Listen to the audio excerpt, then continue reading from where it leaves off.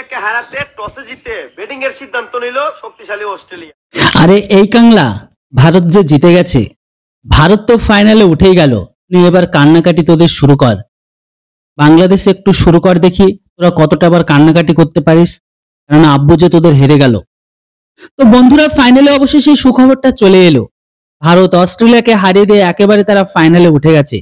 এমনকি 2015 সেমিফাইনাল সহ 2023-এর ফাইনাল দুটোরই একেবারে বদলা আমাদের রোহিত শর্মা কিন্তু নিয়ে নিয়েছে। আর সাথে সাথে পাশের দুটো দেশ থেকে কান্নার আওয়াজের শব্দ প্রচন্ড ভাবে চলে আসছে। কোন দুটো দেশ আশা করি তোমরা প্রত্যেকে জানো, পাকিস্তান, বাংলাদেশ।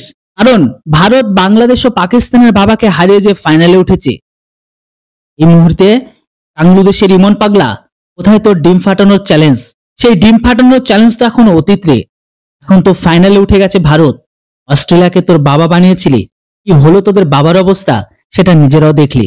বন্ধুরা, গতকালকের ম্যাচে যে ভারত বনাম অস্ট্রেলিয়ার সেমিফাইনাল ম্যাচ ছিল, প্রথম সেমিফাইনাল ম্যাচ, তো সেই ম্যাচে কিন্তু প্রথম একজন যার ডেবিউ হয়েছে সে আউট হয়ে গেলেও কিন্তু ট্র্যাভিস হেড যে কিন্তু একেবারে জ্বলে উঠেছিল।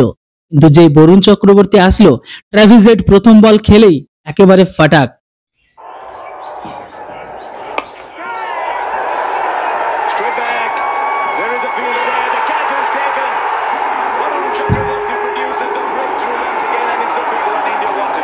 হ্যাঁ, ঠিক শুনেছেন, যেই বরুণ চক্রবর্তী নিউজিল্যান্ডের এগেনস্টে 5-5টা উইকেট নিয়েছে মাত্র 42টা রান দিয়ে 10 ওভার বল করে, সেই বরুণ চক্রবর্তী কিন্তু সেকেন্ড বলেই ট্র্যাভিস হেড আউট হয়ে গেছে। এমনকি ফার্স্ট বল ফেস করেছিল হচ্ছে স্টিভ স্মিথ। ট্র্যাভিস হেড কিন্তু বরুণ চক্রবর্তী যে ফার্স্ট বল খেলেছে একেবারে হাওয়ায় তুলে দিয়ে ক্যাচ আউট দিয়ে বসে শুভমান গিলের হাতে। এমনকি তার সাথে সাথে কিন্তু ছন্দপতন হয় অস্ট্রেলিয়া সহ বাংলাদেশ আর পাকিস্তানের। এবার অনেকেই বলবে যে বাংলাদেশ আর পাকিস্তানের কেন ছন্দপতন হলো?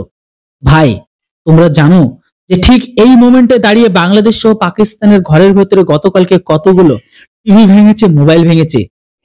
অস্ট্রেলিয়া মনে করছে যে টসে জিততে তারা বড় ধরনের একটা স্কোর করতে পারবে ব্যাটিং করিয়া, মানে তারা 350 থেকে 450-এর মতো একটা স্কোর করে এই স্কোরের ভিতরে ভালো বোলিং করে ইন্ডিয়াকে আটকে দেবে, ওইরকমই একটা টার্গেট নিয়ে নিছে টিম অস্ট্রেলিয়া। কি বাংলাদেশের ইমন পাগলা ভাই কি যে বলে, অস্ট্রেলিয়া ফার্স্ট ব্যাটিং করে ভারতকে 350 থেকে 450 রান টার্গেট দেবে। বাহ, তোরা যে বাংলাদেশবাসী, তোরা জানিসই না যে ওটা হচ্ছে দুবাইয়ের পিচ ছিল। ঠিক আছে, দুবাইয়ের পিচে 300 রান আজ পর্যন্ত কোনো টিমই বানাতে পারলো না। সেখানে দাঁড়িয়ে তোরা বলছিস অস্ট্রেলিয়া কি ইন্ডিয়ার একে টার্গেট দেবে কত, নাকি 450 থেকে 350 রান?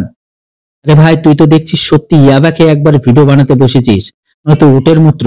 এখন বাংলাদেশিদের একটু মাথা মেন্টাল গরম হওয়াটা স্বাভাবিক, কারণ ভারত তো ফাইনালে উঠে গেছে। ওই যে 2024-এর টি-20 ওয়ার্ল্ড কাপে যেমন ভারত ফাইনালে উঠেছিল, তারা যেমন একেবারে কি বলবো মাতার হয়ে উঠেছিল, হ্যাঁ এবার কিন্তু তারা হয়ে উঠবে।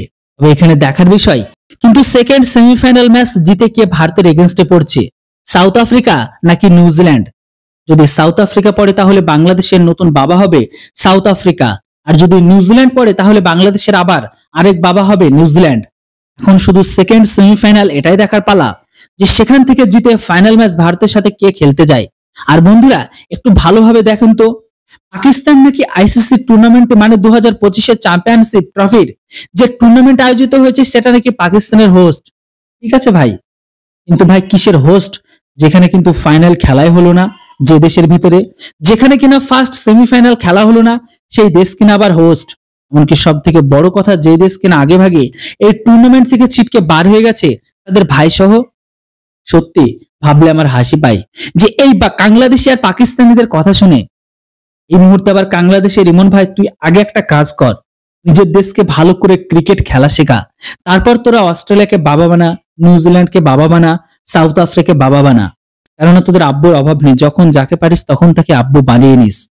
পাকিস্তানকে ভাই বানা, যা খুশি বানা, আমাদের কোনো সমস্যা নেই, কিন্তু তোদের দেশের প্লেয়ারদের আগে ক্রিকেটের শিক্ষাটা অর্জন করতে বল। কারণ দেখলি না ভারত কিভাবে প্রথমে বাংলাদেশকে খেলো, তারপর পাকিস্তানকে কি বলবো ডিনার হিসাবে খেলো বিরাট কোহলি, তারপর নিউজিল্যান্ডকে ডিনার হিসাবে খেলো বরুণ চক্রবর্তী, এমনকি গতকালকে রোহিত শর্মা এমনকি ফার্স্ট সেমিফাইনালে অস্ট্রেলিয়াকে খেলো ডিনার হিসাবে।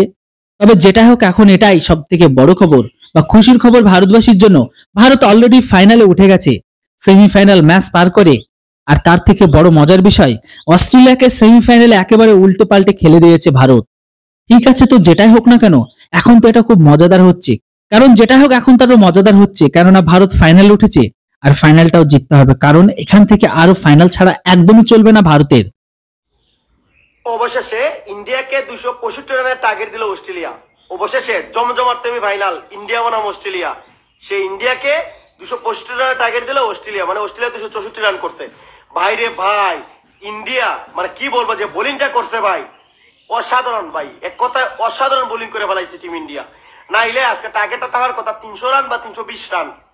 এই ম্যাক্সওয়েলকে ফিরাইলো অক্ষর প্যাটেল, এবার সামি রান করা স্টিভেন স্মিথকে ফিরাইলো 70 রানে, এলএস কেরিকে রান আউট করলো। সব মিলে টিম ইন্ডিয়া যে পারফরমেন্সটা করছে লাস্ট পর্যায়ে দুর্দান্ত ভাই।